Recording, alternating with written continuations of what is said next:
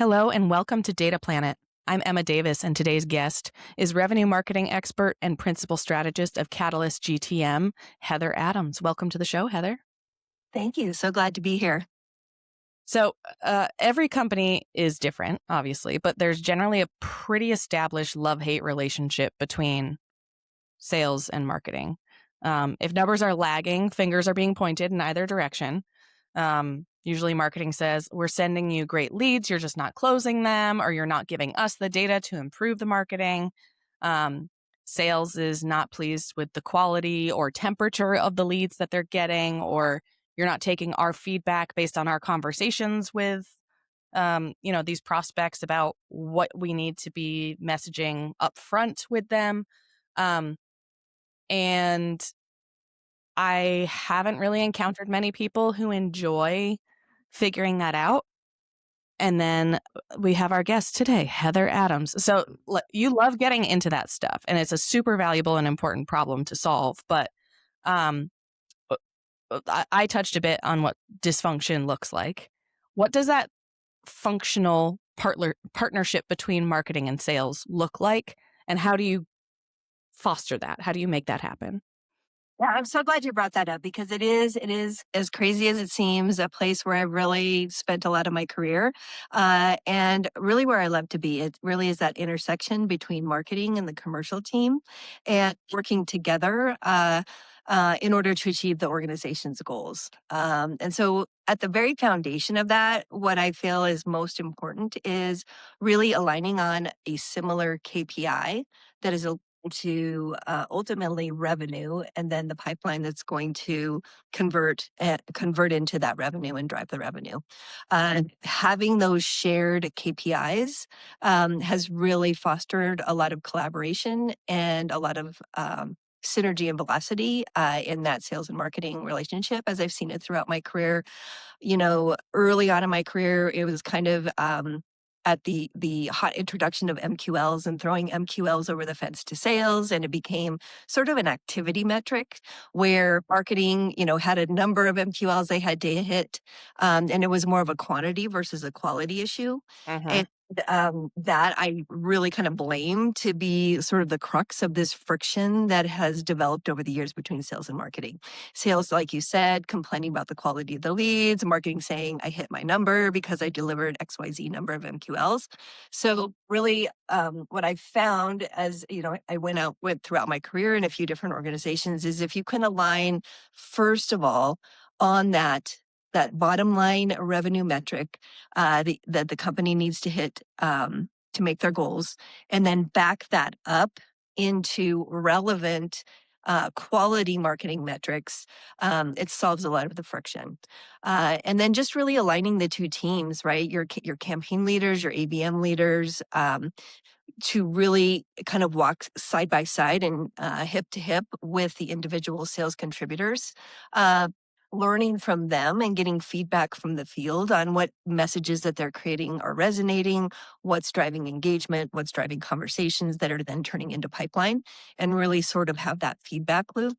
It really makes all of the difference. And so those are probably two key things that I think really can start to ease that friction between marketing sales if you set those things up from the get-go. Got it. And so has your experience largely been in setting things up from the get-go, or are you trying to let's clean this up while also moving to, some of these new systems? Are you solving that problem or just trying to get ahead of it before it even crops up? I mean, you still have some of the same foundations, right? Marketing's running campaigns. You're working to engage your ICP and the buyer group within that ICP, but it's like marrying that into just a flow with your commercial partners so that everybody's on the same page. So I wouldn't say it's like one or the other, but it's really kind of funneling those more traditional marketing activities all the way through to pipeline creation and then pipeline closed one, and then even cross-sell, upsell within those accounts that you already have, kind of melding that all together. Nice. And so you talked about translating the shared goal, ultimately, company growth, hitting revenue numbers and all that, translating that to things that are relevant to the two different functions. do those wind up being, we're looking to get this much closed won revenue, marketing and sales, you're working together on this? Or are you finding some other, marketing, you're responsible for generating what sales considers is a qualified leads at this volume. Sales, you're responsible for then, for each qualified lead, you better be producing this much revenue out of that. Like, can you provide an example of what unified KPIs look like?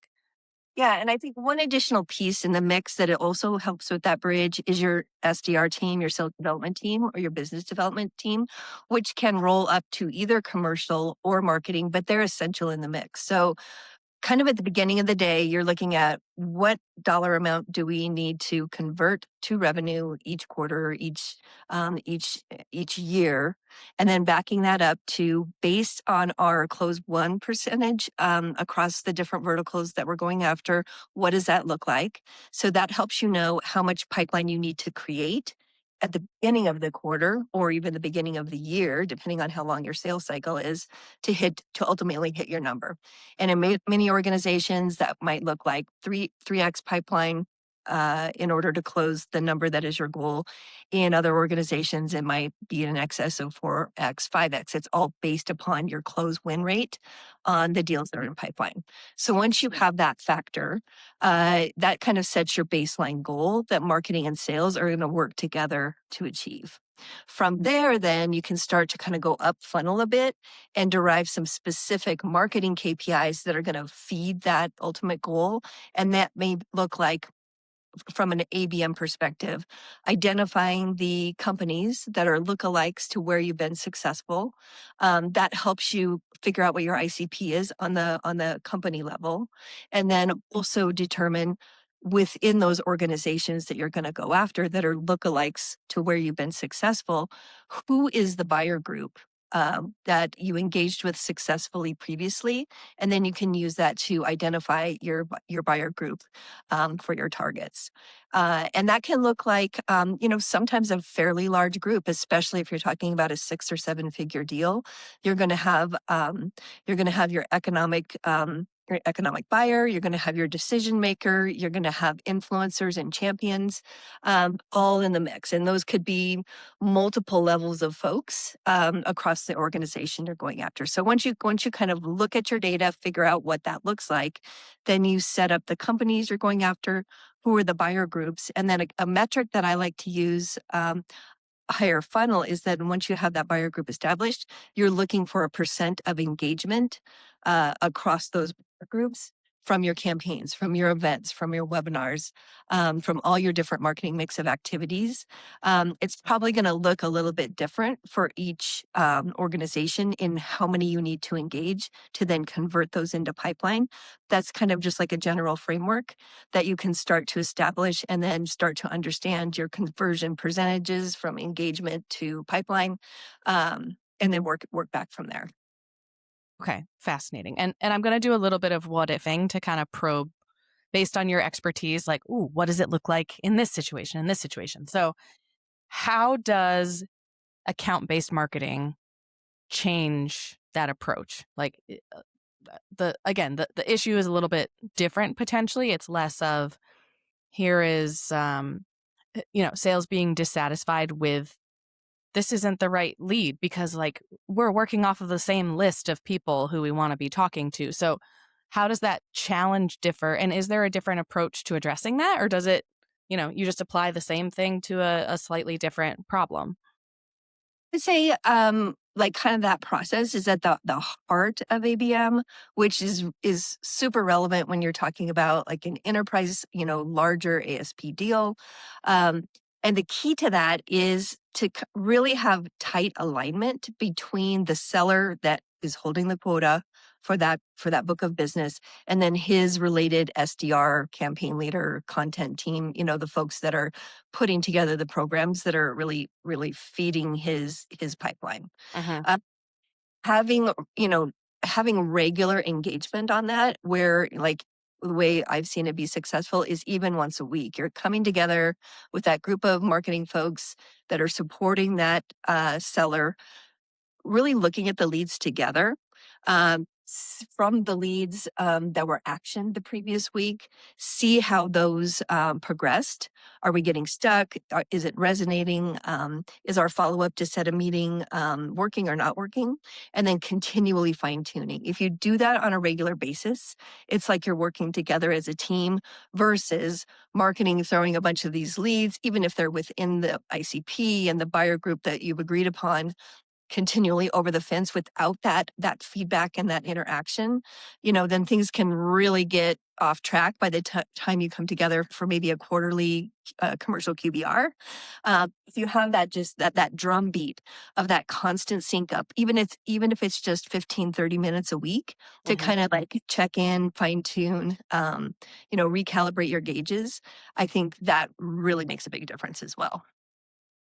Because everybody's in the same mix, right? Everybody's on the same page Yeah. and aimed at the same goal. Yeah.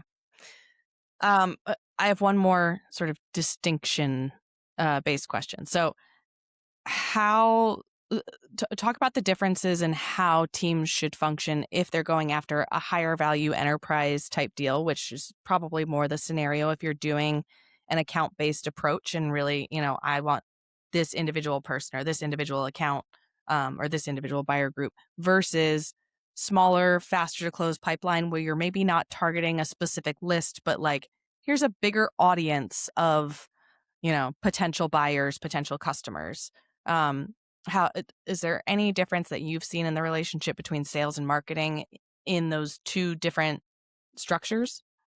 Yeah, I would say, I mean, I think like the baseline is relevant across all, but like faster velocity, like more transactional, like smaller deal size environment, obviously you're going to need more volume.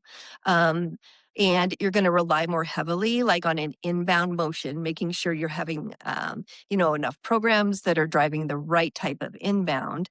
But at the end of the day, that interaction to kind of get the feedback, like you may be sending 100 leads a week instead of 10 leads a week in a very strategic kind of upmarket type of environment, but still checking in to make sure that higher quantity of leads is converting and on target. So I think the connection point is relevant. It's just in a down market, more transactional situation. Obviously, it's going to just be at a lot higher scale. So you're going to need to, it almost becomes more important to check in on the quality because you're having to process many more leads and, to find those to drive that higher number of deals through.